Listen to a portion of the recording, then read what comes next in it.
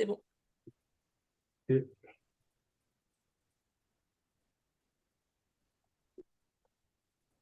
là, normalement, vous devez voir le PowerPoint. Oui, c'est bon, ça arrive.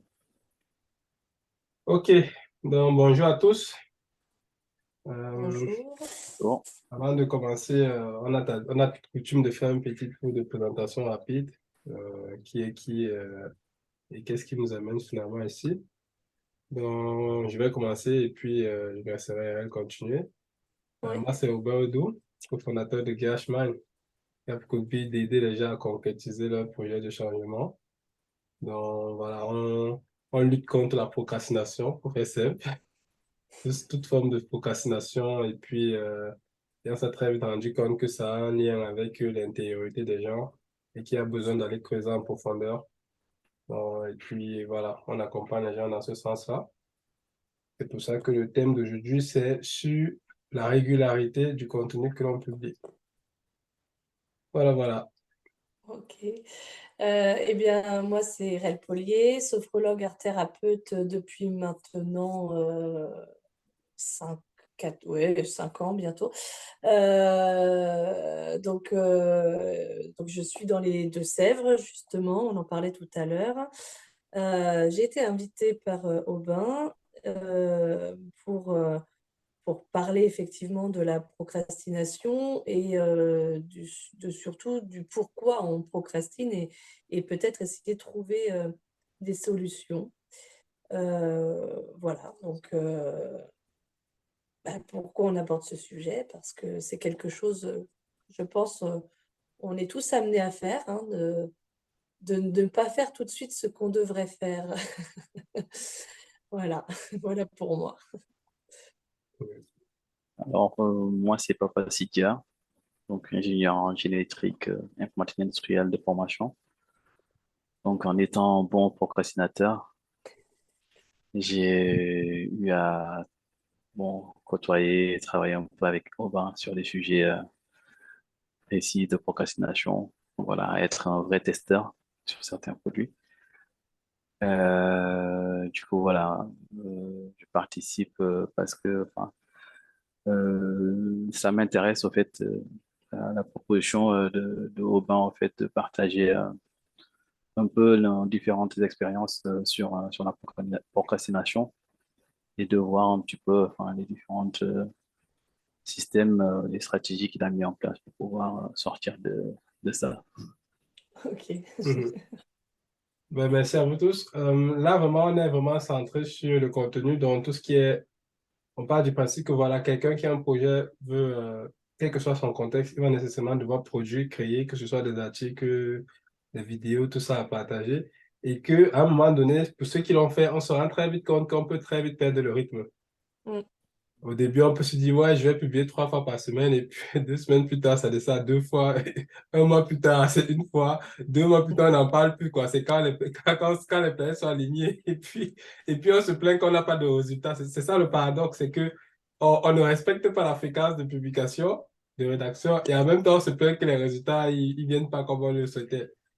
Tout Euh, à fait. donc, c'est là où justement la régularité rentre en compte, surtout que il y a déjà plein de choses dans notre vie. Il y a des gens qui sont parents, il y a des gens qui travaillent, il y a des gens. Donc, tout ça fait que finalement, le temps dont on dispose pour créer le contenu, le produit, il est, il est faible et on ne peut pas s'amuser finalement à mal l'utiliser. Donc, juste pour positionner le contexte. Et du coup, on va donc voir qu'est-ce qu'on peut mettre en place comme système simple qui soit facile à maintenir pour que publier du contenu soit naturel et régulier sans nous demander trop d'efforts. Mm.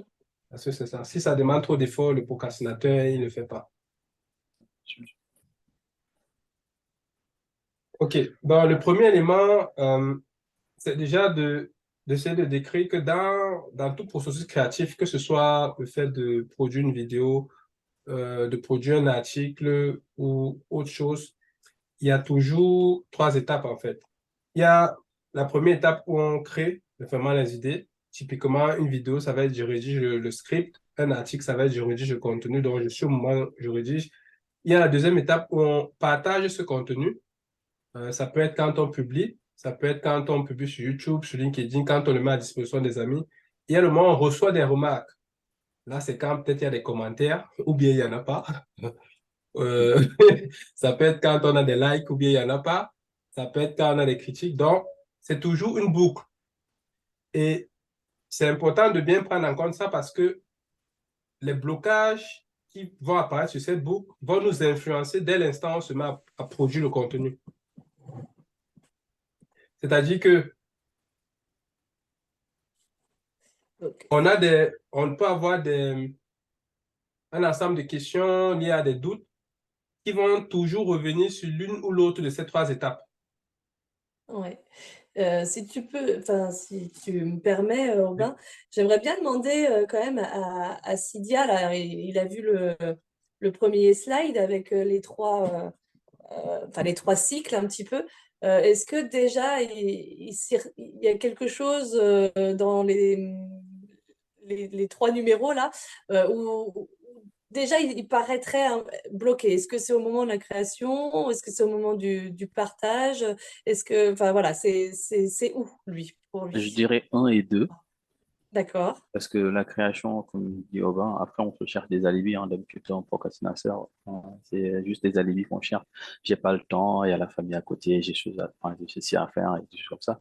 Juste que des fois on n'a pas enfin, la motivation ou enfin, on cherche, comme on dit, des fausses excuses, en fait, pour juste repousser cette partie qui demande, ils ont de l'investissement et on travaille, disons. On travaille vraiment sérieux. D'accord. Après, le partage, c'est le fait d'avoir un petit peu, disons, une crainte des retours qu'on peut avoir un peu négatifs, de se dire, bon, là, j'ai pas envie de m'afficher, par exemple, sur les réseaux, ou j'ai pas envie que les gens ils sachent que, enfin, je fais Ok. ceci ou cela. Enfin, c'est surtout ces D'accord. deux-là, je dirais un et deux. Alors justement, moi je vais en venir à un exemple, alors qui n'est pas sur un partage de contenu. J'ai mon mari en fait qui devait, enfin, qui a dû passer des examens lors de son travail pour espérer avoir un statut un petit peu plus important que ce qu'il a aujourd'hui. Mais il était tout le temps en train de retarder les révisions, tout le temps en train de retarder les trucs à faire pour pouvoir vraiment être au point. Et puis, il y a un moment, je lui dis, bon, bah là, ça suffit. Bon, écoute, il va falloir peut-être que tu t'y mettes plutôt que d'être en train de brasser de l'air, parce qu'il brassait de l'air, c'est tout ce qu'il faisait. Donc, je lui demande, je dis, mais qu'est-ce qui se passe? Pourquoi tu n'avances pas?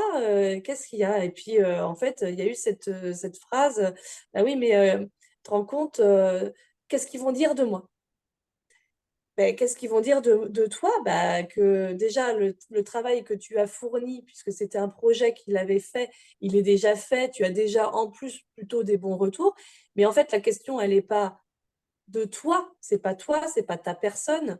La question, c'est qu'est-ce que tu as fourni comme travail et non pas effectivement qui tu es. Tout le monde s'en fout en fait de qui tu es. La question, c'est qu'est-ce que tu crées? Donc, c'était déjà ça qui était important. Et en fait, Tout à fait. voilà, en fait, c'est comme s'il y avait trois personnes. Il y a lui, évidemment, ou il y a nous, et il y a soi-même. Il y a le travail qui est fourni ou qui a été fourni. Et après, bah, il y a la présentation où effectivement, peut-être pas le partage, puisque si on va parler de contenu. Et finalement, donc quand on va passer au deuxième slide, Oui, c'est le besoin de reconnaissance qui va être souvent le problème sur la perte de motivation, le fait de ne pas faire.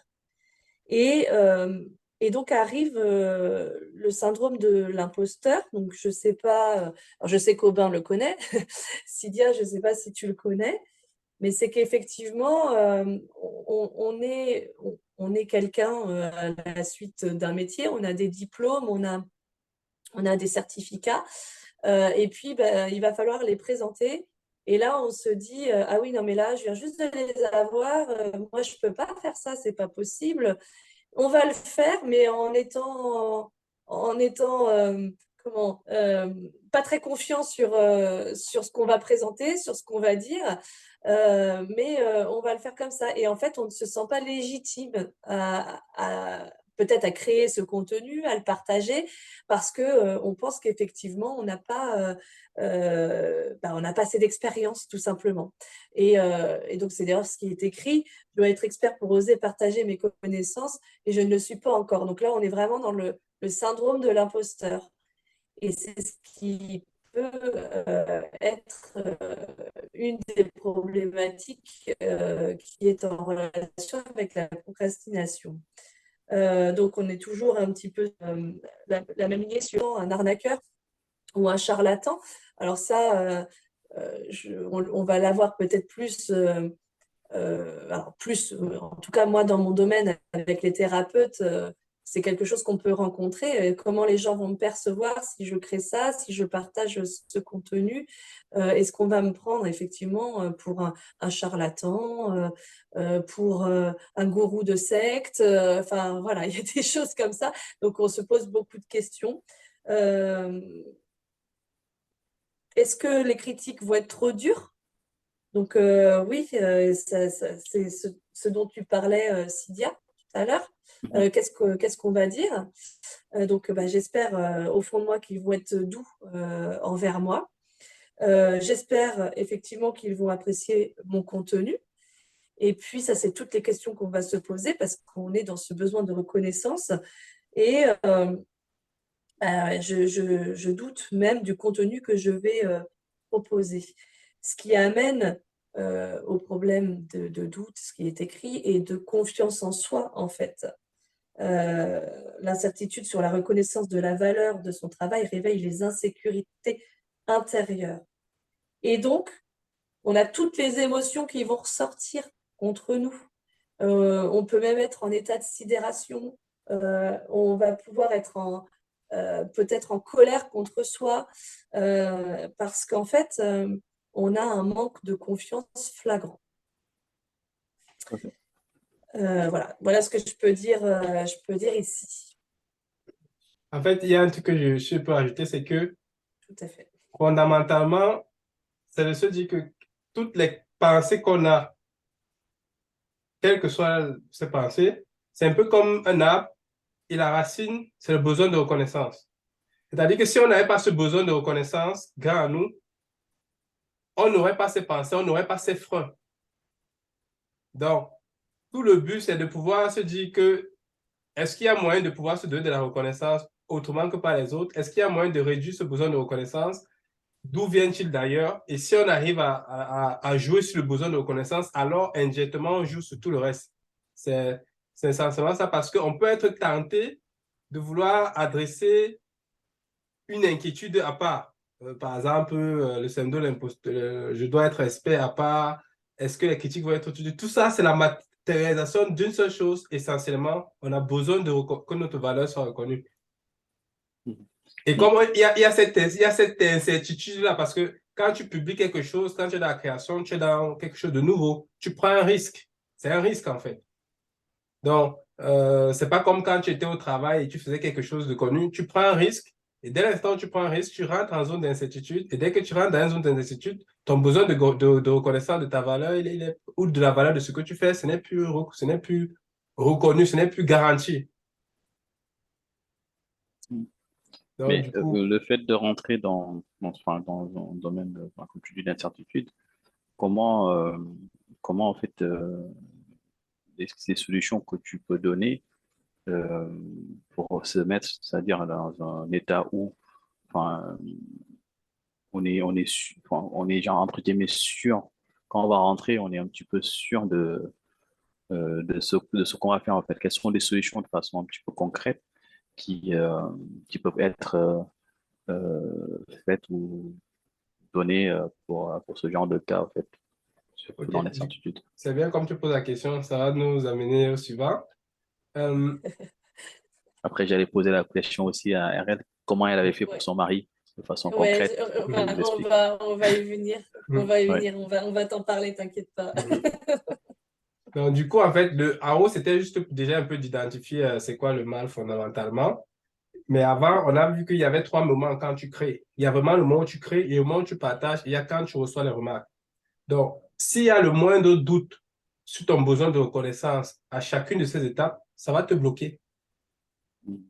C'est-à-dire que même si tu es en train de créer et que tu as déjà des doutes sur comment les gens vont percevoir tes remarques, tu ne vas pas commencer à écrire. En tout cas, inconsciemment, tu vas être saboté, quoi. Tout à fait. Donc, pour répondre à ta question, Sidia, sur comment est-ce que, quelle solution on apporte, c'est déjà de comprendre que l'une des premières approches, ça va être du coup de garantir ton besoin, la reconnaissance de ta valeur à chacune de tes étapes. C'est-à-dire qu'il faudrait que dans l'approche des choses qu'on va te proposer, il faudrait qu'au moment M1 où tu crées, que tu sois sûr que ta valeur est reconnue, au moment M2 que ta valeur est reconnue, et pareil au moment M3. Ça, c'est un peu dans la stratégie. Ariel, tu voulais ajouter quelque chose? C'est-à-dire que oui, enfin oui et non. Tu as tout dit, mais c'est déjà aller dans la création et peut-être déjà se dire dans un premier temps, euh, je fais cela, alors soit parce que j'en ai besoin, alors peu importe que ce soit pour soi-même ou pour sa société, enfin voilà, ou parce que j'en ai envie aussi. Si vraiment on n'en ressent pas le besoin et pas l'envie, déjà se poser la question, est-ce que c'est intéressant de le faire? Voilà. Quoi qu'il en soit, c'est certain que, voilà, comme c'est dit ici, plus loin est la récompense, plus la reconnaissance tarde, plus on a de chances de procrastiner. Mais on le verra tout à l'heure, est-ce que c'est vraiment la reconnaissance qui est importante? OK. Je sens Monsieur Sidia un peu impatient sur les concrets, le concret. Donc, Non, du tout, du tout. OK. Donc, comme premier axe de solution, c'est vraiment important de préciser l'avant parce que les solutions qu'on veut te proposer, quelque part, c'est en lien, de cohérence avec ce qui est fait plus haut, dans ce qui est fait plus haut. Le premier élément, c'est d'être capable de reformuler l'acte créatif que tu fais comme étant quelque chose qui te nourrit toi. Je m'explique. Si je rédige par exemple un article, pour moi par exemple, rédiger un article, je sais que ça nourrit mon besoin de créativité. Donc chaque fois que j'écris, je ne suis pas en mode qu'est-ce que les gens vont penser de moi? Est-ce que ça va plaire aux gens? Parce que dès l'instant où j'écris, je sais déjà que je suis un peu comme mon premier client. Ça me satisfait déjà moi-même d'écrire parce que ça nourrit un besoin que j'ai. Donc ça fait que chaque fois que j'écris, je suis à M1, si tu veux, ma valeur est déjà reconnue. Je n'attends pas une valeur qui vient des autres. Donc, comment tu reformules l'acte que tu fais? Si, par exemple, peut-être tu vas nous dire ce que tu fais. Est-ce que c'est des vidéos? Est-ce que c'est des articles? Comment est-ce que quel est l'état d'esprit dans lequel tu abordes cette action-là? Euh, enfin, là, je comprends le fait de ressentir enfin, une satisfaction en soi-même. Et je me dis, au fait, enfin, je ne vais pas dire que c'est facile de le dire, mais quand on te le dit comme ça, euh, disons, au fait, je suis en train de m'imaginer, au fait, genre, par exemple, pour ma société, hein, si jamais je veux lancer euh, un produit, ou faire des flyers, au fait, pour pouvoir un petit peu mettre en vente des choses, euh,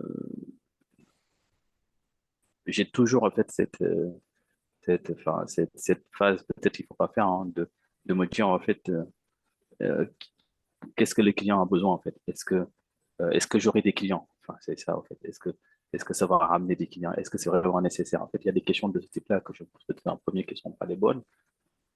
Au lieu de me dire, comme tu dis, en fait, ce que je crée, est-ce que ça me plaît? Est-ce que c'est joli? Enfin, est-ce que c'est quelque chose qui me représente? Est-ce que je me vois dedans, en fait? Donc, tu vois, je sais pas si tu comprends ce que je veux dire. Mais je C'est vois, en un peu fait, dans ces deux sens-là. Et ce questionnement-là, c'est pas forcément ce qui vient, disons, en premier quand tu te poses pour faire, par exemple, un petit flyer que tu vas diffuser derrière pour pouvoir avoir des clients derrière, enfin des clients. bon, en fait, le problème que toi tu exprimes, c'est en gros de te rassurer que le contenu que tu produis est en accord, répond à un besoin réel. Exact. OK. Ça, et ce que le problème que nous on résout, c'est de rédiger du faire du contenu régulièrement parce que c'est deux problématiques, entre guillemets, un peu différentes. Parce que pour produire un contenu qui répond à un besoin, quelque part, il faudrait déjà que tu aies testé certaines choses. Mhm. Donc, soit tu as demandé à des gens, bon, ça tu le connais déjà, soit tu as demandé aux gens, soit tu prends, il y a une première partie où tu prends le risque de faire du contenu en te basant sur toi, et après tu remarques ce qui matche avec les gens. Mhm. Pour le cas, par exemple, là, depuis à peu près 2, 3 mois sur LinkedIn, tu me vois publier. Mhm. Euh, mais si tu regardes, je sais parce que Sidia me suit, mais si tu regardes la démarche, au début, je n'ai pas forcément d'informations, j'ai que des hypothèses. C'est vraiment des hypothèses non vérifiées. Par contre, je publie des vidéos et après, je constate qu'il y a des thèmes qui font que les gens réagissent plus que d'autres. Et c'est comme ça que je pivote, que je change pour maintenant commencer à faire du contenu sur ce thème-là. Par exemple, si je constate que la confiance en soi, ça parle aux gens, je fais que des choses sur la confiance en soi. Mais j'ai dû prendre le risque de faire du contenu sur la base de ce que moi, j'avais comme raisonnement. Mais dans l'idéal, c'était quoi en fait, si sur ce cas-là? Par Dans exemple, les- au lieu de prendre le risque, ça serait d'interroger peut-être des gens. Si, au moment où je prends le risque, du coup, pendant cette période-là, je suis dans cette problématique parce que je ne connais pas si ça va plaire aux gens. Mhm. Je ne connais même pas quel format va plaire aux gens. Puisqu'il y a de l'écrit, tu peux sur LinkedIn, tu peux écrire du texte, tu peux Mhm. faire des vidéos, tu peux faire des images. Et c'est pas forcément parce que tu as fait des choses sur d'autres réseaux que ça a marché que tu le bascules. Donc, en fait, j'ai beaucoup, toutes les inconnus qu'on a cités là, je les ai. Et du coup, la problématique, c'est que quand tu publies un premier document, un deuxième, quand tu ne vois pas de feedback, c'est-à-dire tu publies, tu as 0 like, par exemple, tu as 0 commentaire, tu n'as rien du tout, ben c'est frustrant. Et surtout, Oui, donc, si tu te bases sur le feedback à ce niveau de LinkedIn, tu vas arrêter parce que tu vas te dire, ah, j'ai 0 like, donc ça ne vaut pas la peine. Alors que non, oui, parce que tu es encore dans une phase d'exploration, c'est-à-dire que ce qui s'applique dans la phase d'exploration, ce n'est pas ce qui s'applique dans la phase où tu as déjà trouvé, en fait. C'est un peu comme pour toi qui es dans le véhicule, ce qui s'applique dans la phase de démarrage, ce n'est pas ce qui s'applique quand tu roules déjà à une Mhm. vitesse constante. Une fois que j'ai déjà trouvé que le thème confiance en soi s'appelle aux gens, là c'est différent parce que je ne doute plus de est-ce que le client sera satisfait. Donc je ne suis plus dans, je suis moins dans cette problématique, par exemple, le M3. Ok, oui, Donc la réponse à ta question, en fait, pour moi, c'est vraiment de découper ta phase en deux, de pas essayer d'aller tout droit trouver ce qui va matcher avec les gens, mais de se dire qu'il y a forcément une exploration que tu ne peux pas bouler, peu des importe comment étapes, tu ouais. l'as fait. Mhm. Si je peux me permettre, je t'interromps. Alors, moi, je me suis retrouvée aussi dans cette situation, alors, aujourd'hui encore, et au tout début de mon entreprise, tu parlais d'éditer des flyers, etc. Il y a un moment, si on ne teste pas, on ne sait pas. Et donc, bah, oui, je vais faire mon flyer, je vais faire mes roll-up, mes machins, mes cartes de visite, etc. Et dans un premier temps, bah, juste, on en revient à ce qu'on disait, je me fais plaisir en faisant ça et je verrai par la suite ce qui va arriver. Je ne sais pas si mes flyers vont fonctionner. Je ne sais pas si effectivement, si je mets beaucoup de publications sur Facebook, des écrits, etc. Je ne sais pas si ça va me ramener du monde. Est-ce que je fais de la publicité par un autre biais? Tout ça, je ne le sais pas. Mais si je ne tente pas, bah, je ne saurai jamais. Tout à Donc, fait. c'est là où effectivement la procrastination peut devenir handicapante, si j'ose dire ça comme ça. C'est que effectivement, bah, tant que je n'aurai pas testé et que je vais repousser à demain, ça va encore retarder, retarder, retarder. Et donc, je ne pourrais pas avoir une solution sur mon besoin et sur mon besoin pour l'entreprise et savoir ce qu'il faut que je continue ou alors à la limite ce qu'il faut que j'arrête si ça me fait perdre du temps et que je ne prends pas vraiment de plaisir à créer, quoi. Exact. Très bon mot, le plaisir à Ah oui, créer. C'est une je vois très un bonne peu. expression, le plaisir à créer. Ah oui. Non, mais là, du coup, je vois un peu plus ouais, le C'est plus sujet. concret? Ouais, c'est plus concret quand vous me dites Ok. de prendre du plaisir. Je vois un peu. En fait, on aurait pu reformuler ce truc en disant comment trouver le plaisir à créer, même quand tu ne sais pas encore, Ouais, voilà, quand tu n'as pas encore trouvé ce qui correspond à ton client, par exemple. Ouais. tout à fait.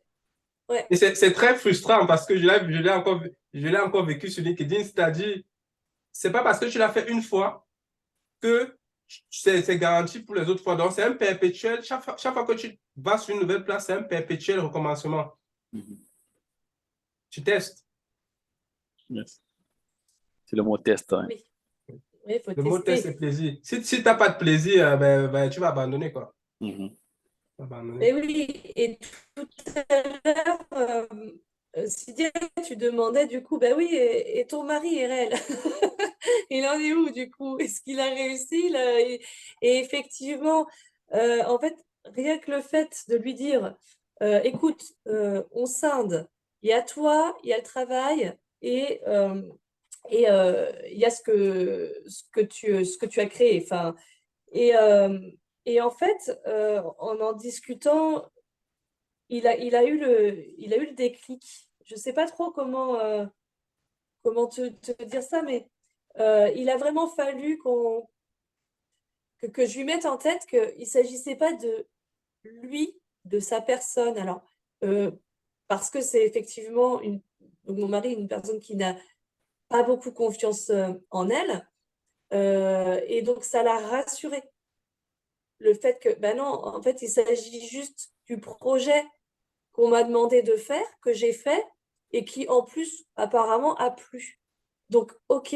Donc là, je m'y mets parce que il s'agit que de ça. Il s'agit pas de moi.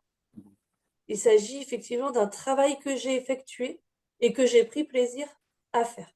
Et du coup, ça lui a redonné plaisir justement à réviser et à faire en sorte de parfaire sa présentation, puisque ben, voilà, c'était une présentation de son entreprise. C'est important, d'ailleurs. D'ailleurs, le manque de bol pour lui, ça a été repoussé, mais il a dû quand même la présenter. Il la présentera 2 fois, voilà, à vouloir procrastiner. Et ben, il s'est fait avoir. Et donc voilà, lui, il a eu ce déclic-là, rien qu'en discutant, en fait. Ouais. Un moment, il a pris conscience que, Voilà, accepter, oui, accepter que, ok. la prise de conscience, tout à fait. Ok. Mhm. Donc, on va continuer, du coup. Oui, bah oui, parce qu'on a d'autres solutions. Oui.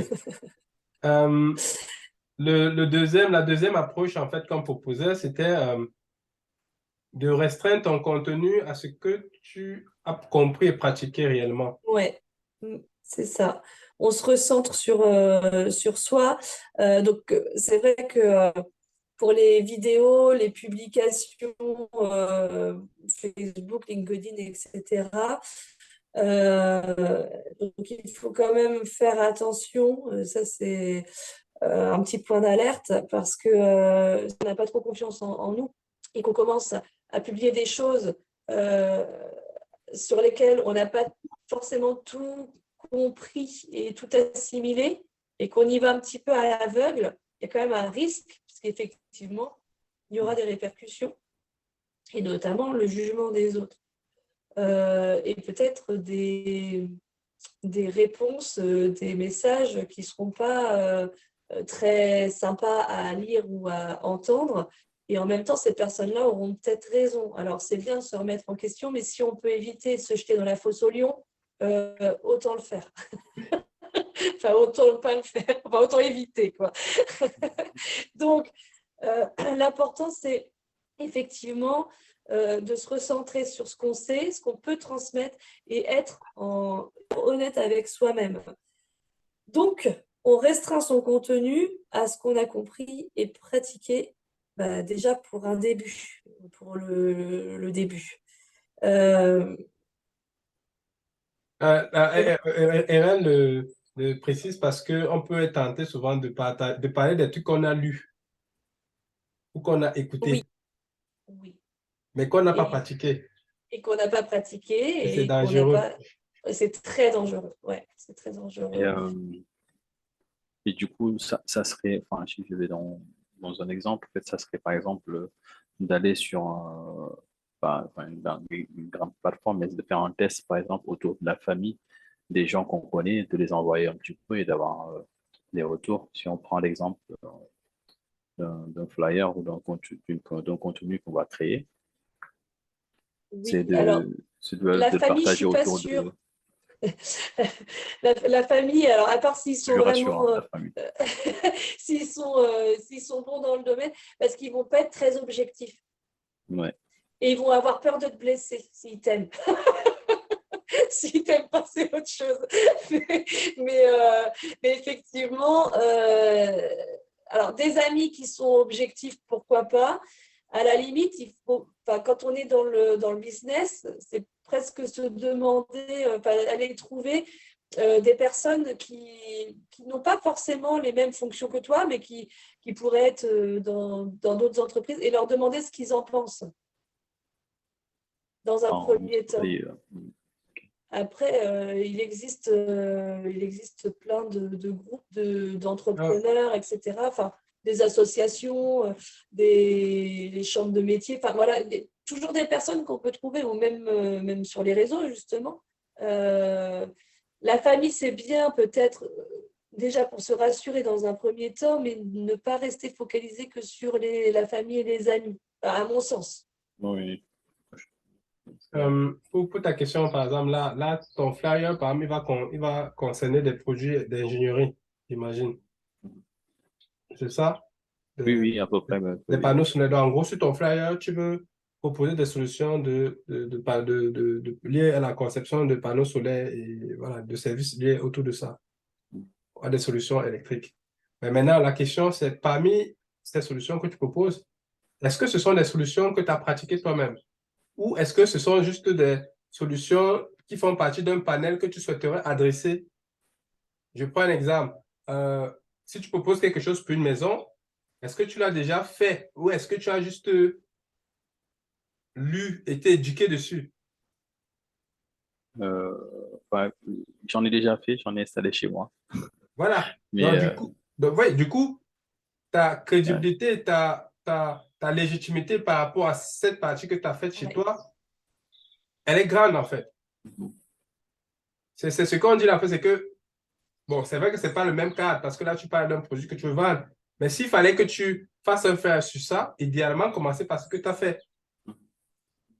Dès l'instant où tu essaies de vendre quelque chose que tu n'as pas fait, le, le pic de confiance diminue, Ouais, si, si. la peur Ouais, augmente. c'est vrai. Parce que tu vas commencer à te demander, comment est-ce que je vais faire s'il me demande Comment ce tu fais? Ouais, service-là? si, si, si. Mm. C'est vrai. Mais le paradoxe, c'est que comme on est humain, on a tendance à penser gros dès le début. Mhm. Tout de suite, on veut Ensuite, on pouvoir va. adresser toutes les niches. Exact. Oui. Exact. On Donc, n'y Ben oui, pense pas forcément, mais c'est bien dit. si, C'est bien en fait, résumé. Mais c'est comme ça que les procrastinations en particulier résonnent. Ils ouais. pensent toujours grand avant de penser petit. Mhm. C'est parce que c'est le grand qui les attire. ouais. Un procrastinateur, il ne dit pas, je vais mettre la première brique, la deuxième brique. Il dit, je veux une maison. Et ensuite, il redescend, il me faut une brique, ainsi de suite. C'est comme ça. C'est ça. Donc, du coup, quand tu dis je veux une maison, tout de suite, tu es un peu tu es en train de penser grand. Du coup, tu vas Ouais. vouloir vendre tout ce qui est trait à la maison, alors que peut-être tu ne connais pas encore fait toutes tes briques. Mhm. Et, Ben oui. et si je prends l'exemple, si jamais, par exemple, tu as une personne qui a déjà fait une maison et que, par exemple, on rentre dans l'association ou qui connaît, euh, est-ce que ça peut rassurer d'un côté en te disant, bon, après, t'as pas forcément vu, enfin, tu t'as montré qu'il a fait, mais après, c'est pas toi, tu l'as pas, enfin, il t'a dit qu'il l'a fait, mais tu n'étais pas avec lui quand il l'a fait. mais tu peux lui faire confiance dans ce sens-là. Mais est-ce que ça peut être une étape qui peut faire enfin, de vouloir plus se projeter à avoir cette maison au lieu de se dire, bon, je vais faire une petite Pour brique répondre à ta avant de... question, parce que déjà pour moi, dans ta question, il y a un peu les éléments de réponse. Ouais. Je vais prendre le cas de RL et moi, par exemple. Uh-huh.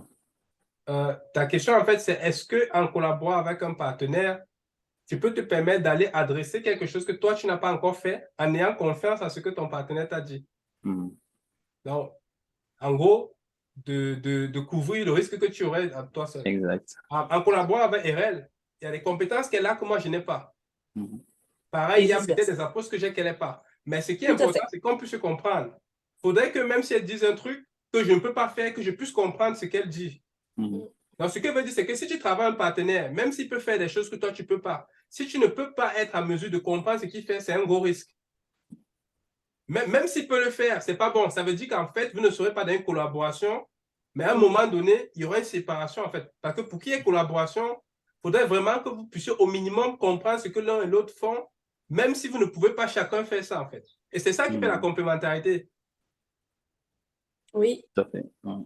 Donc, pour moi, en fait, quel que soit le collaborateur avec lequel tu es, même s'il peut faire, même si toi tu veux, même si lui peut faire, je ne sais pas, la toiture, il faudrait que tu t'intéresses au minimum, parce que là, du coup, maintenant, l'effort vient de ton côté sur quels sont les On fait rudimentaires attention. de la toiture. Et là, pour le coup, tu n'as pas besoin de le faire. Tu as juste besoin de le lire dans un livre ou bien de t'éduquer sur une vidéo, et ça suffit. Mhm. Mhm. Ok. mais oui, tout à fait. Mais Parce oui, que c'est parce des que idées comme procrastinateur, enfin, on se protège de ce côté-là, en fait. Oui, oui, T'as oui. compris. ben, c'est des peurs, hein. Parce que pour le procrastinateur, ça fait beaucoup de travail d'aller encore Ouais. se documenter pour. C'est beaucoup mieux de se dire que je suis avec un partenaire qui sait faire et puis basta. Si le client pose les questions, je dirais que c'est lui qui sait faire. On est en groupe, donc ça va, c'est résolu. Mais en pratique, c'est pas ça en fait. C'est pas... Je commence surtout à comprendre cette dimension collaboration parce que tout ce que je fais, c'est à 100% collaboratif. Mhm. Et c'est le minimum, c'est la question, ce n'est même plus est-ce que tu sais faire, la question c'est est-ce que tu comprends ce qui doit être fait. Si tu ne comprends pas ce qui doit être fait, c'est pas bon. Tu ne pourras pas le communiquer, même avec le client, tu ne pourras pas le communiquer, tu vas bégayer, il va le voir très vite. Mhm. Ouais. Ben, c'est ça. C'est vraiment, vraiment ça. Et c'est euh, enfin, être honnête avec nous-mêmes dans notre globalité, mais surtout avec ce que l'on sait. Et effectivement, quand tu commences à plus savoir ce que tu dis, ça te met en porte-à-faux. Et là, ça va devenir vraiment compliqué à gérer, et notamment émotionnellement. Mhm. Parce que tu vas te retrouver dans une situation où tu vas avoir certainement beaucoup de colère contre toi-même, euh, de la culpabilité et fort probablement de nouvelles peurs qui vont revenir, et notamment face au jugement des autres. Et à la fin, tu vas être obligé de faire ton mea culpa, donc c'est-à-dire aller remettre son ego de côté, ce qui est super chaud, quoi. Donc si on peut éviter de se mettre dans des situations comme ça, évitons, surtout quand on procrastine. Parce que là ça va être le coup de grâce pour arrêter de créer encore, quoi. Mhm. Donc, effectivement, ce qui est important, c'est enfin, d'augmenter sa confiance en soi, dans un Mhm. second temps. Mhm. Derrière la question de Cydia, en fait, je vois d'autres questions beaucoup plus profondes. C'est la question de l'impatience sur le fait d'adresser un marché. Mais oui, C'est ça. C'est-à-dire que d'un côté, tu peux avoir un marché qui veut que tu prennes des choses en gros. C'est-à-dire, si tu n'es pas cassé, tu prends que des petites briques, tu n'es pas compétitif, les gens veulent que tu prennes. Ou tu C'est un peux peu pas le comme, prendre. voilà. Donc, c'est un peu comme quand tu pars dans un truc, tu as un seul guichet et puis j'ai tout. Donc, les gens, ils veulent ça. Et du coup, quelque part, ça t'oblige à venir avec un service tout en un, pour faire simple. Oui. Maintenant, la question, c'est là, c'est ce que Irène disait, c'est que même si le marché le demande, il y a un équilibre que toi, tu dois trouver, toi, tes associés. toi en tant que personne, mais cet équilibre doit prendre en compte le fait que peut-être tu vas te documenter, faire des efforts, mais au final, il faudra toujours que tu communiques sur ce que tu sais faire. Oui, Quitte à ralentir, il faudra toujours que dès l'instant où tu sors de cette zone-là, tu n'es plus en alignement avec toi et c'est fini en fait. c'est ça. Et puis, ce que tu sais faire aujourd'hui, enfin, ça ne veut pas dire que tu ne sauras pas plus faire demain ou dans une semaine. Et dans ce cas-là, c'est du changement qui sera apporté sur ta communication. Parce que Oui. tu vas prendre un peu de galon, en fait. Donc, du coup, tu vas pouvoir faire plus. Mais en fait, chaque chose en son temps. C'est ça qui est important aussi. Pas mettre la charrue avant les bœufs et puis se dire, OK, comme disait Aubin, je commence petit et puis ça prendra forme au fur et à mesure du temps. Moi, je vais te donner encore un exemple me concernant pour mes flyers, mes communications. Alors, je fais moins de communications sur Internet et tout, mais ça va être plus des communications flyers, etc. Ou même ma communication orale quand je discute avec des personnes qui peuvent être intéressées lors de salons bien-être, etc. Elle a complètement, enfin, tout a changé. Mes flyers ont changé. Mes premiers, par rapport à mes premiers, ça n'a plus rien à voir. Enfin, il y a une trame, mais voilà, le fond est plus le même. Même mes prix ont changé. Et ma communication, pour me vendre, n'est plus la même non plus. Et tout ça, ça change au fur et à mesure du temps et ça change au fur et à mesure de l'expérience qu'on peut avoir Tout à fait, ouais. L'expérience surtout. aussi. Mais Voilà, faut pas... je vois bien le dilemme de Sidia, vois bien. Mais clairement, il y a pas de raccourci, cela dit désolé. Non, mais vous l'avez bien résumé. Et, c'est tout à fait ce qu'il faut faire. D'accord. Ben oui, prendre le temps. Alors, faut, en sophrologie, notamment en art-thérapie aussi, mais c'est se dire, voilà, on est dans l'instant présent. Qu'est-ce qui est important et qu'est-ce que je sais tout de suite là et pas qu'est-ce qui va être important après-demain et non, c'est là maintenant. Et c'est là qu'on est honnête avec soi-même. Et donc, plus tu es honnête avec toi-même, plus tu es honnête avec les autres, et en fait, plus ça marche. Parce qu'après, si tu n'es pas honnête avec toi-même et que tu n'es pas honnête avec les autres, imagine la mauvaise pub derrière. Donc, même si tu as une ascension fulgurante pendant, on va dire, un an, ben, les répercussions derrière, c'est que ça ne va pas marcher. Ça ne marchera pas dans la durée. Je ne sais pas si quelqu'un a quelque chose à rajouter à En tout cas, on a... Bien résumé, Tout à fait. bien expliqué.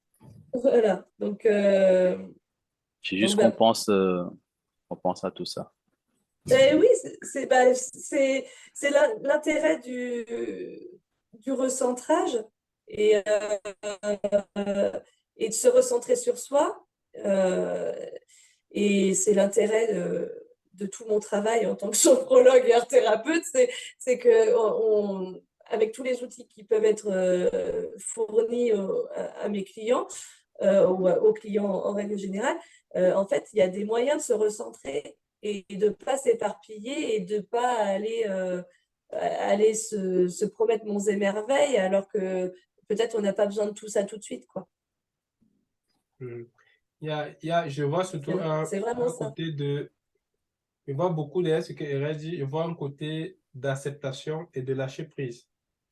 Oui. Lâcher prise sur la vision de grandeur qu'on a, c'est difficile pour un procrastinateur de se dire, par exemple, que je veux adresser une maison, le marché demande une maison, et du coup, je dois déjà me déconnecter de ça, que non, je peux peut-être dire que je vends une brique en disant que cette brique peut permettre de construire la maison, mais je peux pas me permettre de dire que je peux faire la maison. Donc, il faut déjà lâcher prise sur le désir de proposer de faire une maison, et ensuite, il faut l'accepter.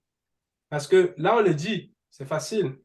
Mais une fois que CJ est sorti dessus, concrètement, s'il a accepté, il va devoir aussi le défendre vis-à-vis de ses collaborateurs et vis-à-vis de ses associés en disant, les gars, il faudrait peut-être que sur notre flyer, on revoie un peu les choses à la baisse par rapport à ce qu'on sait faire. ou bien les gars, attendez, je ne me sens pas encore prêt. Est-ce que je peux me donner une semaine, 2 semaines, un mois pour monter en compétence? Ou bien est-ce que vous pouvez m'éduquer sur vos thématiques Mhm. pour que je sois Oui, c'est vrai. capable de pouvoir parler au client? Parce que le client, c'est monsieur lambda, c'est pas, on ne sait pas d'avance.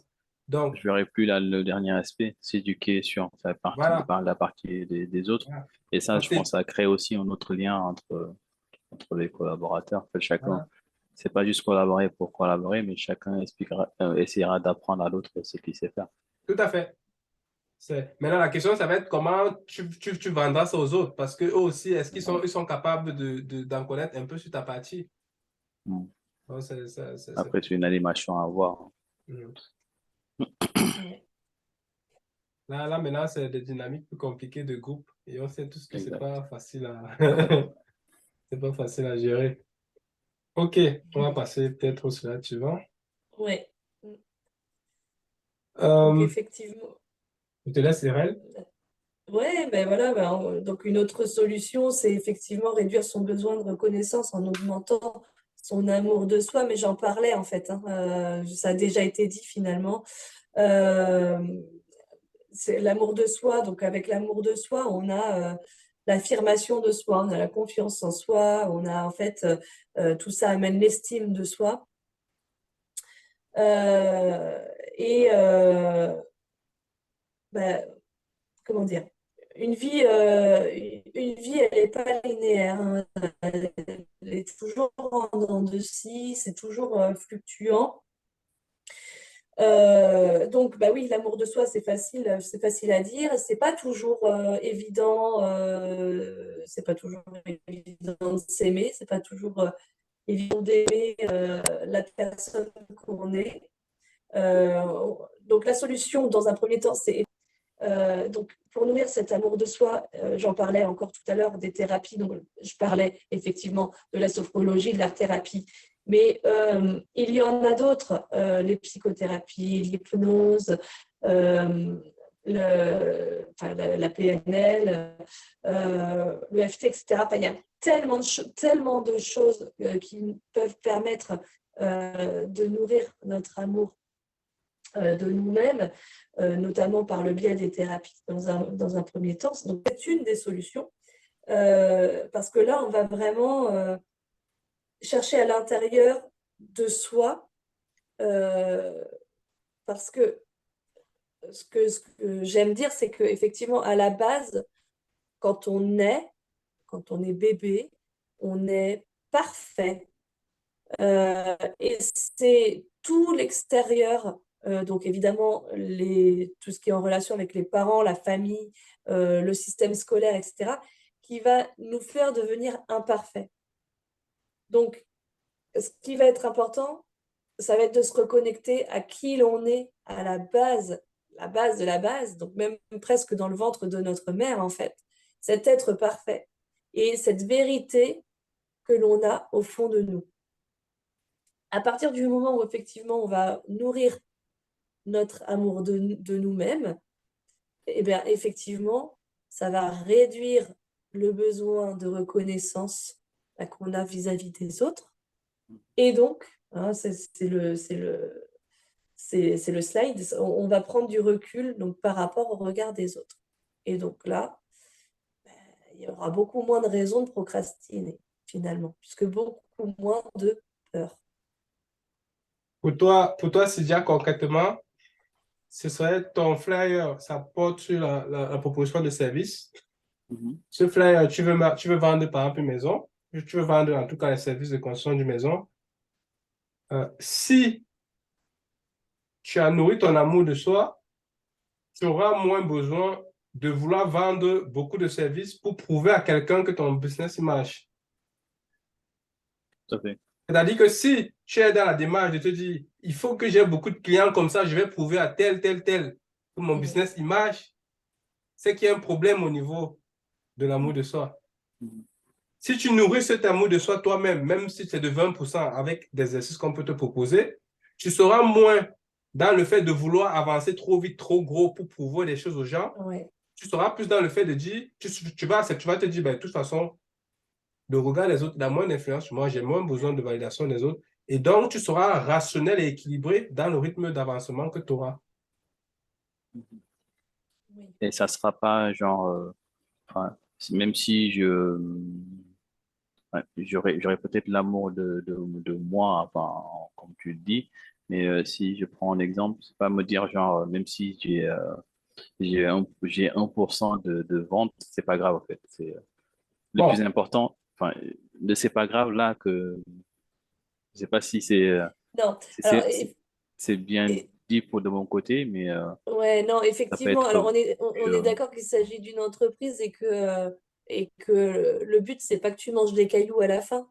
Le but, c'est qu'effectivement, tu fasses grossir ton entreprise, mais on commence par le début, d'accord? Donc déjà, à partir du moment où tu fais grandir ton entreprise, effectivement, pour te nourrir, alors, te nourrir dans les deux sens du terme, hein, nourrir ton amour de toi, évidemment, mais te nourrir, pouvoir manger à ta faim, faire manger ta famille, mhm, euh, en sachant que si tu es dans les débuts d'une entreprise, il va y avoir des moments plus difficiles que d'autres, et ça, l'accepter, que tu n'auras pas effectivement à ta table forcément les meilleurs vins et la meilleure nourriture dans un premier temps, et te dire, OK, d'abord, je reviens à ce qu'on disait tout à l'heure, mais je prends les choses petit à petit. Et oui, dans un premier temps, je vais peut-être pas faire toutes les ventes que j'espérais.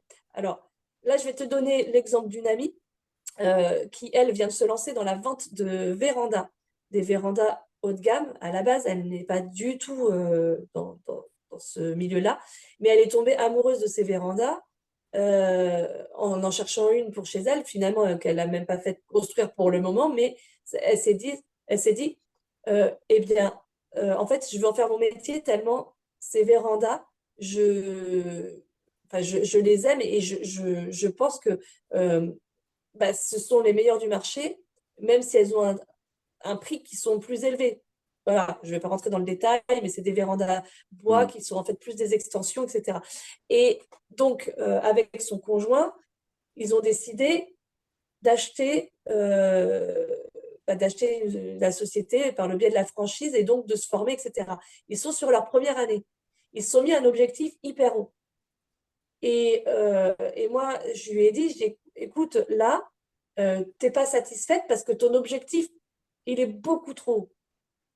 Donc, c'est sûr qu'aujourd'hui, tu n'es pas contente. Mais pour une première année, tu as déjà vendu, je dis n'importe quoi, mais là, en l'espace de 6 mois, tu as déjà vendu 5 vérandas. Mais c'est énorme, en fait, parce qu'à la base, tu pars de rien. Et là, tu as ces 5 vérandas qui sont là. Donc, ça va faire quoi? Bouche à oreille, etc., etc., etc. Et là, après, ça va prendre de l'ampleur. Et alors, elle, alors, elle peut avoir des soucis sur effectivement l'amour d'elle-même, etc. Mais pour le coup, je pense qu'elle s'aime assez, elle aime assez son produit pour éviter de procrastiner. hmm. Voilà pour dire. L'essentiel dans le message finalement derrière, de parler d'équilibre, de ne pas être pressé d'avoir des gros résultats parce qu'on veut combler quelque chose. C'est-à-dire, il y a le côté, je manque de reconnaissance, d'amour de soi et du coup, j'ai tendance à vouloir le projeter, le corriger en ayant des résultats qui sont mastodontes, qui vont prouver aux autres une certaine valeur. Et il y a aussi le mhm, côté de la réalité du monde d'entrepreneurial, qui fait qu'il faut que j'ai un minimum de résultats. Mais quoi qu'il en soit, que ce soit dans le monde entrepreneurial ou que ce soit par une question d'amour de soi, euh, il faut commencer quelque part et il y a une croissance, c'est-à-dire l'illusion selon laquelle, parce que je veux peut-être que mon business plan soit bien couvert, parce que je dois vivre de ma société, c'est pas ça qui va me faire changer la réalité selon laquelle les trucs prennent du temps. tout à fait. Je peux peut-être croire à cela Mhm, parce que je veux de la facilité, parce que je veux rentrer dans mes coûts rapidement, parce que j'ai pris un prêt bancaire qu'il va falloir rembourser. Donc, il y a une mhm, pression à côté, quelque mhm, part. Et quelque part, à cause de cette pression, peu importe comment elle est créée, des contraintes que j'envisage, je peux être tenté de croire qu'il y a un chemin facile. Mhm. Et c'est là où justement avoir un bon amour de soi aide. Peut-être ça ne va pas m'empêcher de quand même viser un objectif minimum, mais ça va au moins m'empêcher de viser un objectif maximum qui serait trop détaché de la réalité. Donc, c'est vraiment une question d'intervalle. L'amour de Ouais. soi permet de ne pas aller vers l'extrémum. Après, moi, ma crainte, c'est de s'assurer sur l'amour de soi et de pas trop pousser, au fait. Quand je dis pousser, euh, c'est dire, en fait, enfin, c'est pas atteindre l'extrême, hein, mais c'est se dire, en fait, bon, se dire, bon, c'est déjà bien. Enfin, c'est juste, en Mm. fait, cette crainte, je sais pas si je me fais Je comprendre, vois mais ce que tu dis. c'est, Oui, moi aussi, je je comprends. comprends ce que vous dites, mais c'est moi la crainte derrière, c'est un peu ça. Et, et Je vais un peu c'est un prendre peu donc, l'exemple ouais. d'un enfant qui pédale. Mhm. Parce que je vois très bien. Imagine un enfant qui pédale, il commence à pédaler, il tombe. Après, il prend le vélo à roulette, progressivement, et après, il commence à pédaler. Ce que tu es en train de dire, c'est que si l'enfant, il est motivé par le fait de pédaler son vélo à la fin, et que il perd de vue cet objectif, peut-être il ne sera pas assez motivé pour pousser jusqu'au bout. Donc, tu as peur que finalement, en restant, en nourrissant ton amour de soi, que tu sois un peu laxiste. Ouais. Tu te dises, la Il réalité, va je mettre les pense, 3 roues oui, au lieu de mettre les 4. voilà. Et Et les après, peurs, et les peurs. de temps en temps, on enlève, on met les deux. Non, Non, non, non. En plus, ça dépend de chaque personnalité. Moi, je suis pas quelqu'un d'hyper compétitrice ou voilà, je vais pas aller chercher quelque chose de grandiose parce que je me satisfais effectivement de pas grand-chose. Mais quand j'ai plein, je suis contente, hein. Je suis comme tout le monde, hein. Mais après, si j'ai pas plein et que j'ai assez, ça me va. Et c'est aussi ça qui est important, c'est de se dire, bon, bah, là, j'ai déjà assez. Ça n'empêche pas qu'on a assez et qu'on puisse aller chercher plus, puisque de toute façon, le but d'une vie, c'est toujours de faire mieux ou plus. Le but d'une vie, c'est d'aller atteindre le bonheur. C'est juste jusqu'à où tu es heureux. mm, Tu vois? Jusqu'à où tu es heureux? Parce que est-ce que tu seras heureux que si tu es milliardaire ou est-ce que tu es heureux parce que juste tu es heureux d'être en vie, tu es heureux d'être là? Bah, en fait, il y a tout ça aussi à se poser comme question. À c'est partir vrai. du moment où tu as, voilà, tu de quoi vivre avec ton entreprise et que tu mets personne en difficulté et qu'à la limite, tu peux faire un peu plus de bénéfices, par exemple, en disant à ta famille, bah, oui, bah là, j'ai fait plus, on va pouvoir partir en vacances, tout le monde est content. Et puis, bah, de se redonner un autre objectif parce que peut-être l'année prochaine, bah, au lieu d'aller au Pays Basque, et ben, en fait, on a envie de partir en Martinique. Et ben là, ça va te remotiver, tu vois. Mm, tout à fait, c'est vrai. Donc, c'est juste ça. Mm, C'est vraiment ce. Oui, alors, on nourrit son amour de soi-même. Ça ne veut pas dire. Je nourris. Comme je suis assez bien nourrie, j'ai pas besoin de plus. Non, on peut avoir besoin de plus ou pas. De toute façon, il y a un moment, il y aura quand même une limite. Et ce qui est important, c'est effectivement juste bah, d'être heureux de ce qu'on est et avec qui on est, encore toujours sur le moment présent. Mais ça n'empêche pas d'avoir des objectifs pour le futur. Ça, c'est très ouais, profond. je Ça, comprends. Mm, c'est pas des notions qu'on apprend, qu'on inculque beaucoup en ingénierie dans le monde du travail. C'est finalement de trouver la paix et la joie à chaque instant et pas de le remettre à demain. Euh, pour Cydia, concrètement, je connais un peu le contexte du projet et je sais que ça fait longtemps que le projet est lancé. Donc, quelque part, on peut être tenté de vouloir courir derrière des résultats pour se dire que on rentre dans la joie parce qu'on atteint ses objectifs. C'est un peu comme si il fallait qu'à tout prix on atteigne ce seuil-là.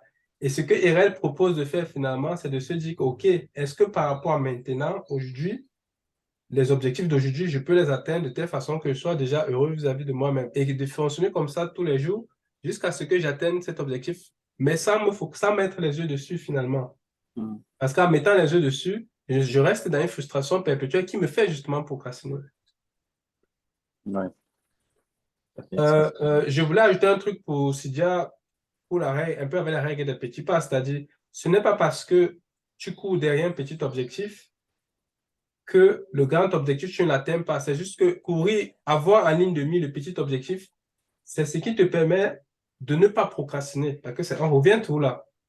Et c'est justement, comme tu ne vas pas procrastiner, tu vas en faire beaucoup plus naturellement pour atteindre le grand. Et si toi, tu essaies plutôt de faire l'inverse, de mettre les yeux sur le grand objectif, tu seras paralysé. C'est ça le mm. problème, justement. Donc, c'est pas parce qu'on demande on recommande de nourrir l'amour de soi que finalement, tu vas arriver à un point où tu ne vas plus atteindre le grand objectif. C'est juste que nourrir ton amour de soi ne va pas va finalement faire que les étapes intermédiaires, tu sois à même de les faire naturellement, de les cumuler et du coup Mm. d'atteindre ton objectif. Oui, Et d'une c'est manière plus douce aussi. Voilà. Voilà, ouais, d'atteindre. c'est comme Ouais. si on construisait des petits, enfin, comme on dit, hein, tu fais des petits Oui, objectifs, c'est des satisfactions que tu as et ça te motive à atteindre des plus oui, grands. tout à fait. Et vraiment en douceur. Mm. Plutôt que se dire je monte à un palier hyper haut, mais je suis obligée de prendre toutes les cordes de rappel, etc. parce que je vais faire de l'escalade et je sais même pas si je vais pas être en apnée du bas jusqu'en haut, quoi. Là, c'est non, tout doucement, je prends le temps et j'accepte et j'accueille et voilà. Enfin, et puis peut-être que tu vas gravir une petite marche et puis que tu vas tomber de deux, mais tu remonteras de trois. Voilà. C'est c'est ce qui en fait, c'est tout le cheminement de la vie, hein, Mm. finalement. Donc, effectivement, si on veut un petit peu avancer aussi sur les exercices pratiques, je me permets, Aubin. Donc, alors moi, je propose, si on n'a pas peur de s'aimer trop, c'est de faire effectivement cet exercice qui est en fait très simple. En art-thérapie, ce qui est important, c'est d'être en règle générale quand même plutôt sur des choses très positives et avec des couleurs qui nous appellent, qui nous attirent. Alors, on n'est pas obligé de mettre toutes les couleurs que j'ai mises, on n'est pas obligé de mettre tous les mots que j'ai, toutes les phrases que j'ai écrites. C'est juste quelque chose qui nous fait du bien. Là, en gros, c'est une feuille à trois. C'est simple, hein. Tu as des enfants, Cydia, il me semble. Oui, j'ai deux filles, Elles ont quel âge? 4 ans et 2 ans. Voilà. Bon, bah alors La déjà, grande, elle fait bien des même. voilà. Bon, alors toi, tu pourras le faire aussi le cœur, mais rien que pour elle, parce qu'elle a 4 ans et puis après, il y a la petite, eh bien, visualise cette affiche. Et quand plus elles grandiront et plus tu pourras leur faire faire ça aussi, c'est important pour elles. Donc, Mm. en gros, voilà, tu commences avec un grand cœur au milieu de ta feuille à trois, avec bah, ces quatre mots autour, estime, confiance, affirmation et amour. Alors, peut-être qu'il y a un mot que tu as plus vu que l'autre quand tu as vu le slide, je ne sais pas, ou peut-être un moins. Voilà. Euh, et, euh, et donc là, je vais juste relire parce qu'on ne voit pas spécialement très, très bien. Mais Ouais. donc, déjà, c'est se dire l'amour de soi, ça va avec l'estime de soi. C'est je m'aime dans ma globalité avec mes qualités et, alors pour pas dire défaut, mes qualités inversées. J'ai de la valeur malgré mes différences et malgré mes polarités. Alors parce qu'on bah, on est un, mais en fait on a toujours une polarité féminine et masculine, pardon. Donc là, sur cette feuille, j'ai écrit bah, je décide de m'accepter avec mes forces et mes faiblesses. La beauté est à l'intérieur de moi. La lumière est en moi et tout autour de moi. Je respire, je crée et je vis. Voilà, c'est tout con, mais en fait, c'est très vrai. J'apprécie toutes les choses que la vie m'apporte. J'avance sur mon propre chemin en conscience, en harmonie avec mes pensées. J'aime ce que je construis, aussi c'est important. Chaque erreur me permet d'expérimenter, de recommencer ou de changer. Donc c'est ce que je disais tout à l'heure par rapport effectivement aux marches qu'on gravit. Et finalement, bah, peut-être que on va en descendre une plus vite qu'une autre. Mais c'est pas grave, enfin, tout va bien. C'est une expérience, c'est une nouvelle expérience. Et avec ça, ça nous fait grandir. Donc effectivement, bah, on est descendu de 2 marches, mais on peut remonter de 3 en ne reproduisant pas les mêmes erreurs. Euh, donc, je suis un être rare et exceptionnel. Et oui, on est tous des êtres rares et exceptionnels. Je suis alignée et ancrée, donc c'est important de savoir que oui, je suis bien centrée sur qui je suis et bah, j'ai les 2 pieds dans la terre et je sais où je vais et je vis dans l'instant présent. Et puis après, peu importe où je suis, avec qui je suis en sécurité. Donc, en gros, c'est pour se dire, voilà, je suis avec moi-même en sécurité. Je n'ai besoin de personne pour avancer, j'ai besoin de personne voilà, pour vivre en fait et pour être heureux ou heureuse. J'ai juste besoin de moi-même. Ça paraît un peu égocentrique ou égoïste de dire ça, mais finalement, si on n'est pas heureux nous-mêmes, on ne peut pas rendre heureux les autres. Ça ne peut pas marcher. Donc, cette affiche, donc voilà, les couleurs que j'ai utilisées, c'est plutôt le vert, le rose, l'orange. J'ai mis du doré, du violet et puis un peu de jaune. On peut mettre du jaune aussi. Plutôt ce type de couleurs qui donnent du peps, qui sont en art-thérapie, qui ont vraiment des vrais symboliques. Sur le orange, c'est la créativité. Par exemple, le rose, le vert, c'est l'amour, la sérénité, la guérison. Voilà, donc tout ça, ça peut être intéressant. Donc, afficher cette affiche sur un endroit où on passe régulièrement, ça peut être un mur à l'entrée quand tu arrives, sur ton frigo. Finalement, à force, tu ne verras plus cette affiche, mais ton inconscient va le voir. Donc, peut-être que tu la liras plus, voilà, comme un tableau que tu aurais accroché dans ta maison, que tu verras plus forcément. Mais finalement, hop, le cerveau, lui, il va toujours faire le travail. Et puis, il lira, hein, tes yeux, ils vont lire plus vite que toi, de toute façon. Estime, confiance, affirmation, amour. Et puis, bah, à la fin, on écrit bien un grand je m'aime dans ce cœur. Voilà pour mon petit exercice en art-thérapie. C'est très intéressant. J'aime En bien gros, chaque les erreur. phrases. Vas-y. Ouais. Non, mais j'aime bien la phrase que j'aime bien, c'est chaque erreur me permet Oui, me permet d'expérimenter, de d'expérimenter et de recommencer reconnaître. ou de Ouais, changer, oui. c'est Elle est- L'important, c'est que tu prennes des trucs qui résonnent en toi. Tout à c'est fait. beau. Mm. Alors, Donc une fois, voilà, donc, cette phrase lui parle parce qu'elle est en mode entrepreneur. C'est pour ça que cette phrase lui parle. oui, Il n'est pas C'est trop bien. dans les trucs, je m'aime, tout ça. Il n'est pas trop là-dedans. Non, si. Ça, c'est en fait, enfin, c'est un peu, je sais pas, enfin, on a eu peut-être une même éducation au bas. C'est une éducation un peu africaine. On n'est pas affectif, enfin, je dirais ça, hein. Là, j'ai des enfants, je me compare par rapport à mes parents. J'ai pas eu forcément l'affection que je donne, par exemple, à mes enfants aujourd'hui. Euh, et c'est un peu dommage, hein. Et ça, on le ressent quand on a des enfants et quand on est marié aussi. oui, mais Euh, c'est une question aussi de génération. ouais. Et enfin, si on est marié à, moi, j'ai pas cherché compliqué, hein. Donc, je voulais me faire comprendre. Ça se comprend. Mais en fait, si j'étais marié à une personne peut-être d'une autre environnement ou d'une autre qui venait d'ailleurs, en fait, il allait avoir du mal à le comprendre, cette partie-là. Parce que l'éducation, elle est totalement différente, en fait. Euh, la partie affective, chez nous, en fait, ça se cache beaucoup, malheureusement. Ça se montre pas trop. Et, enfin, c'est pour cela, enfin, fait des cœurs, des choses comme ça, en fait, on peut le voir quelque chose de trop, alors que c'est rien, c'est vraiment petit, en fait. C'est- Ouais, c'est- complètement. Et tu sais, alors je vais rebondir sur ce que tu dis. Euh, bah, je suis mariée, donc je suis française, mais moi je suis bretonne. en Bretagne, on montre pas l'amour non plus, tu sais.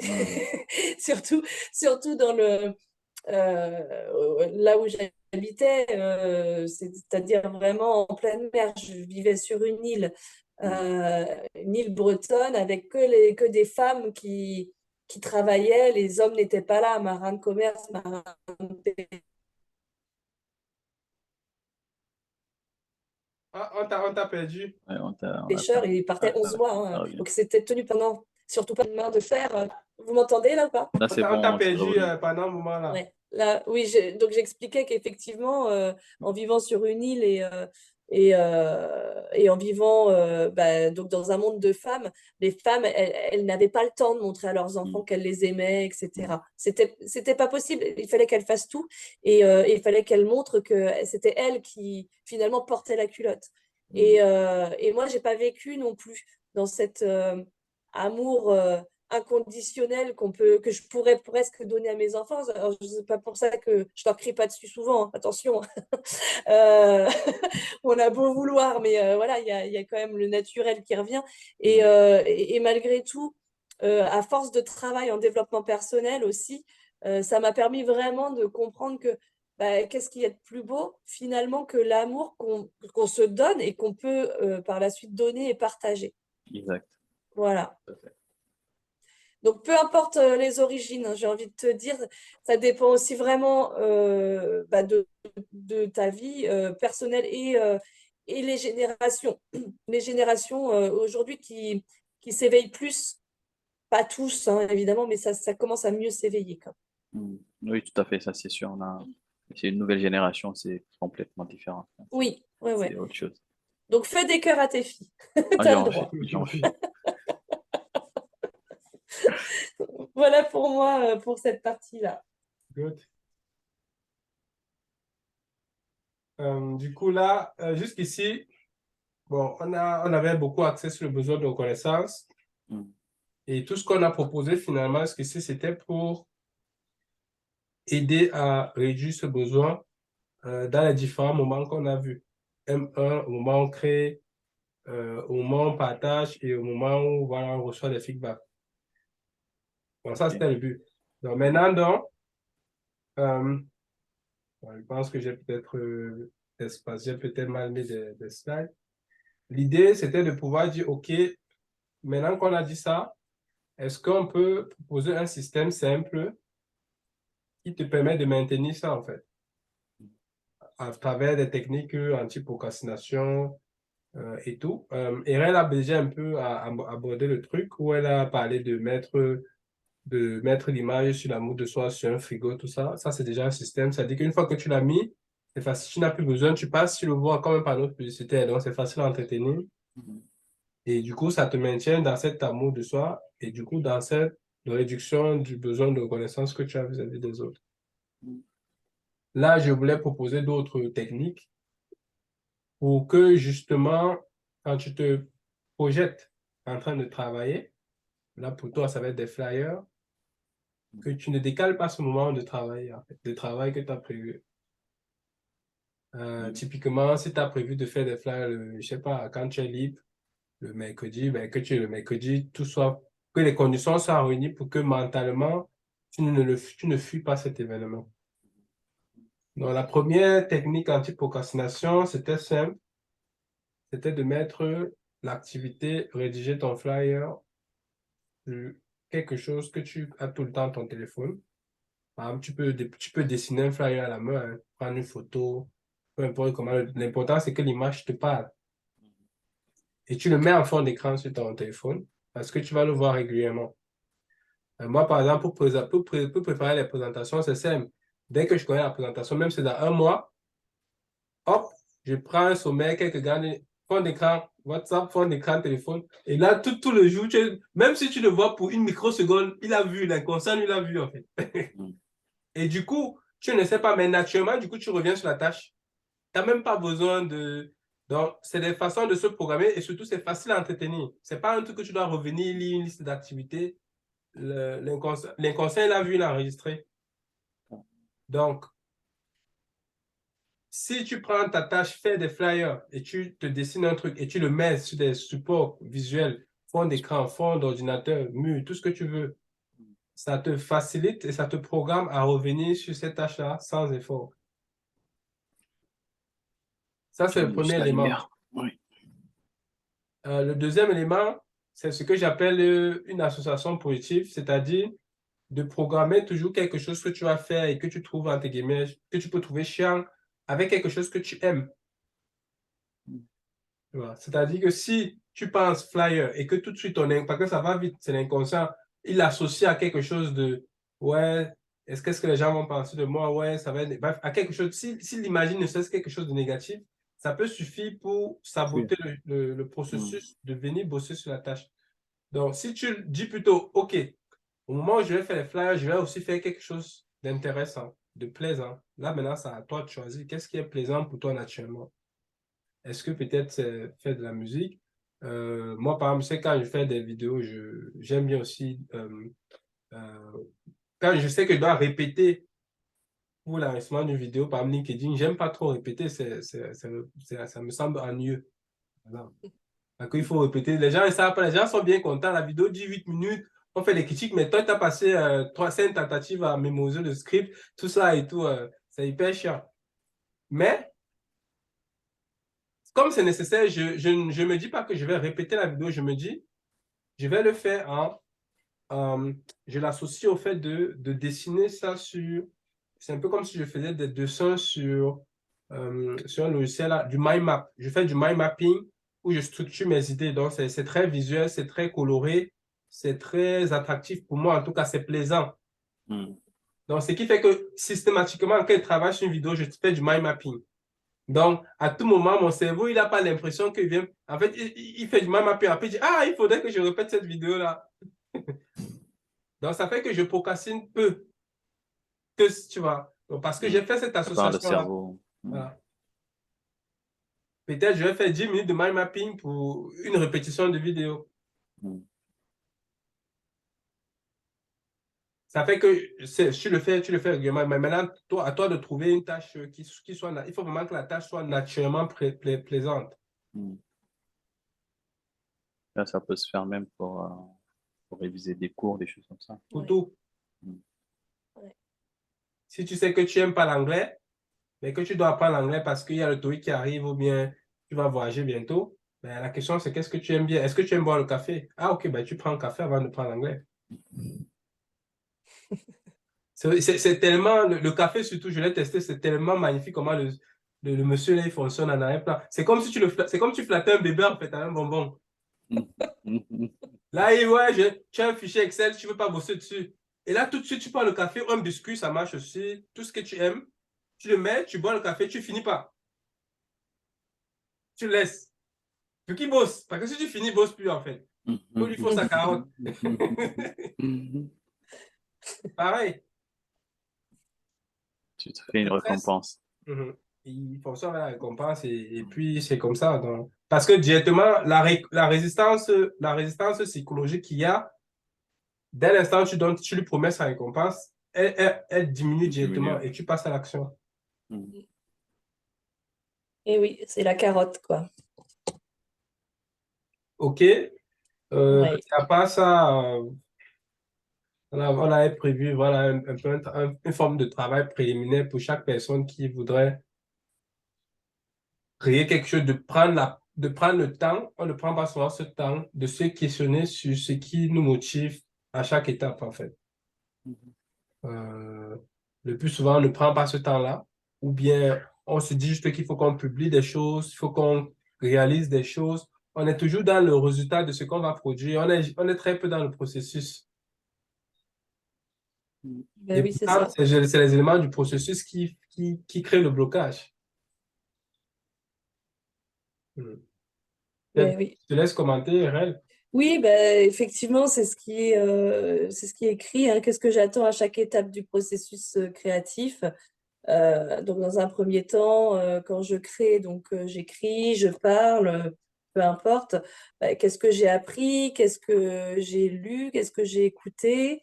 Euh, Qu'est-ce que j'ai expérimenté, pratiqué moi-même? Et qu'est-ce que cela m'apporte maintenant sur le moment présent? En gros, est-ce que ça nous a fait du bien? Donc, D'accord. oui, voilà, peut-être, même si il n'y a pas de retour immédiat. Mm. Mais ils arriveront peut-être plus tard, ces retours. Et ils seront peut-être beaucoup plus qualitatifs que quantitatifs, Mm. ce qui n'est pas négligeable.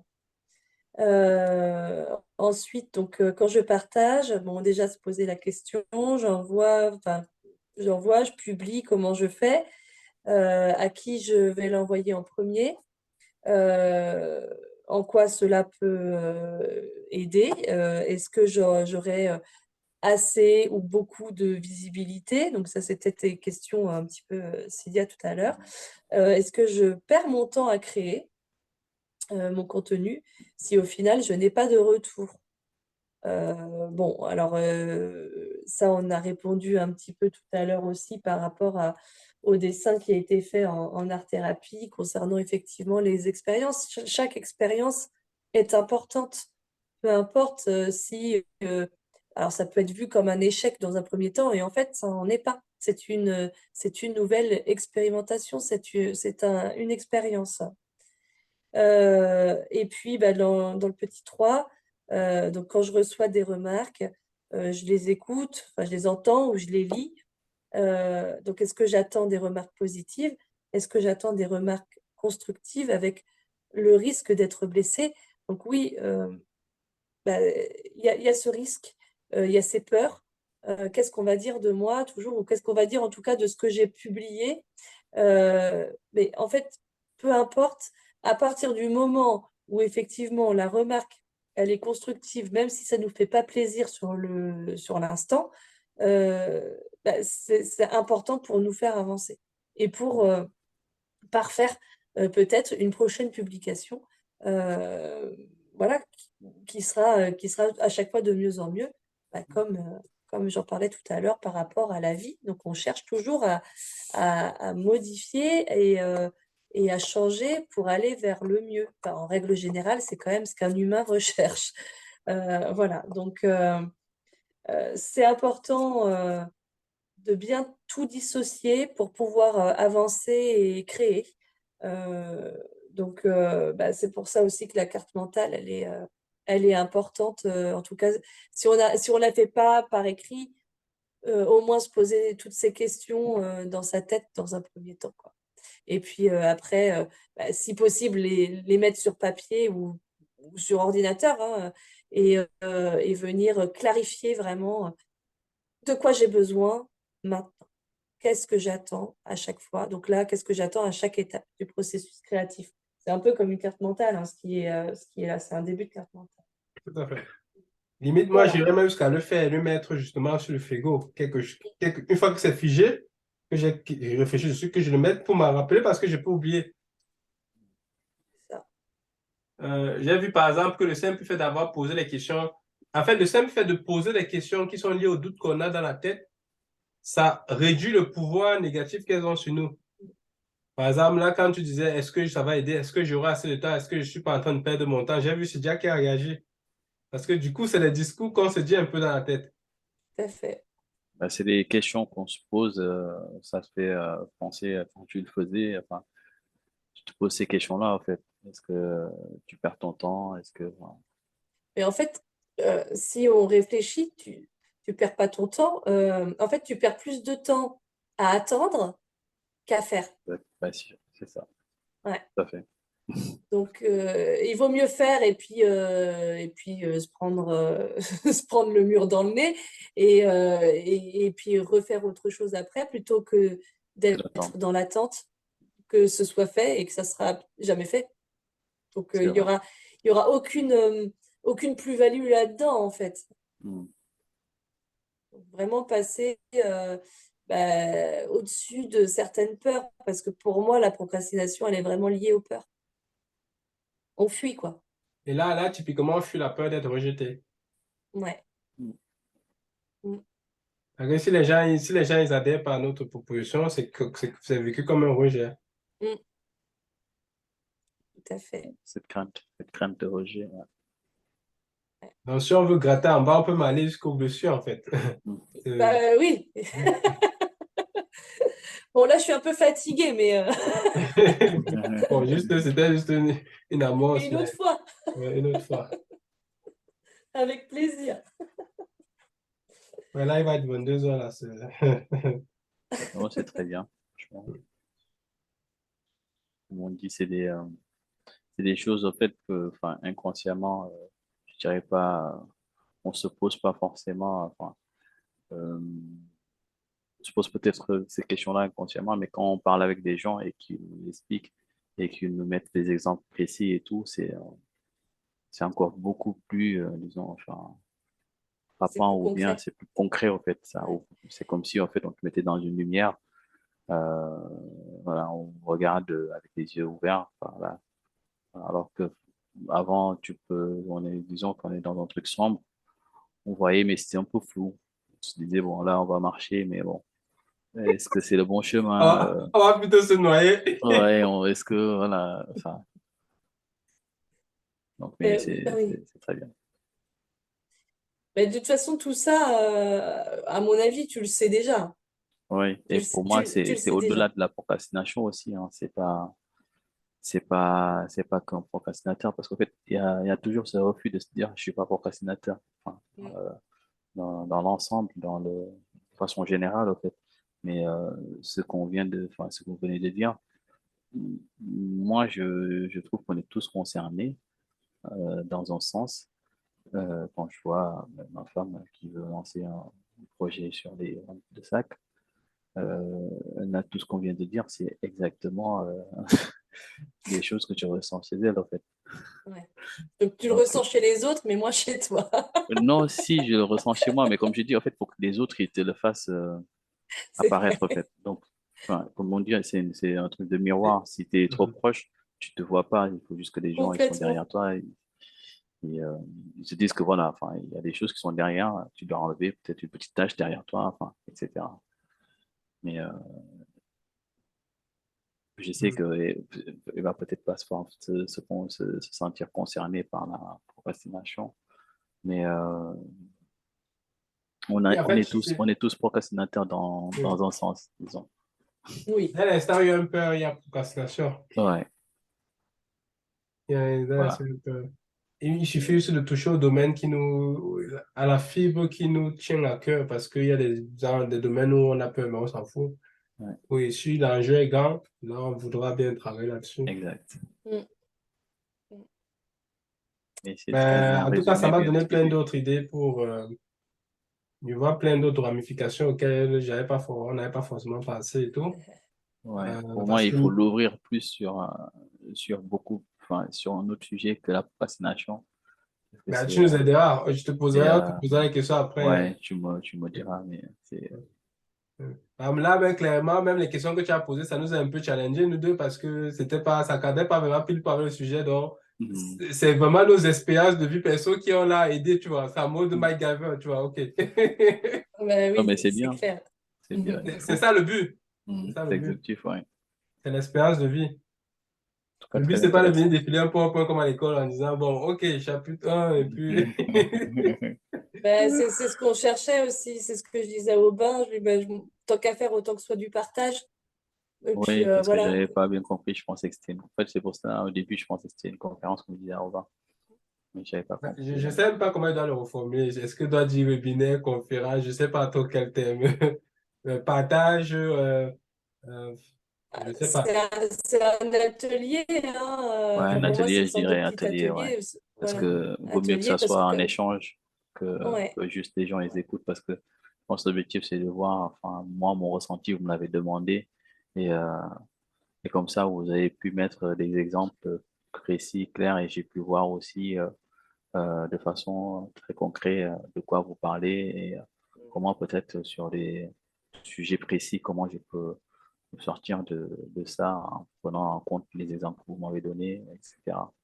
mais oui, oui. C'est beaucoup plus que voilà, d'avoir une présentation où vous allez dérouler, vous allez présenter, mais bon, après à la sortie, Non, faut que ce soit vivant, c'est ouais, important. ouais, Mais la présentation, c'est le fil conducteur pour moins penser les choses, pour qu'on ne ouais, s'égare Ben pas oui, trop. Mm, Et du coup, voilà, les expériences de vie viennent servir d'interaction. mm, C'est ça qui fait le côté vivant du truc. mm. Et c'est même justement ça le concept. C'est même là où je veux en venir, c'est ça le Exact. concept. Ok. Ben, si vous Bon. n'avez plus à ajouter, on va peut-être arrêter. Hein. C'est pas que je vous aime pas, mais il est 22 heures. Moi, c'est bon pour moi. Ben non, moi j'ai plus rien à dire. Je suis contente d'avoir partagé ce moment avec vous Pareil. et puis bah, à refaire une autre fois. Ouais. Peut-être sur un autre sujet, peut-être avec d'autres personnes. Voilà, Avec ça. d'autres clients surtout. Ouais, Oui, ouais. ben après, petit à petit, hein. Exactement. Je vais aller chercher des clients. En commençant par ta femme. Je ferai le commercial, exact. T'as bien Euh, vu. Bon, très bien. Bah, écoutez, je vous souhaite une bonne soirée à tous les deux. Bah, ouais. merci. À toi aussi. Et puis, bah, à bientôt. À bientôt. Ouais. Merci. Au revoir. Au revoir. Voilà. Bah, du Bon, coup, on te dit bonne soirée, mon gars. On ça s'appelle. marche. On se voit demain. Je te poserai des questions sur le Vas-y, feedback. vas-y. Pas de problème. On est ensemble. Allez, bonne soirée. Ouais.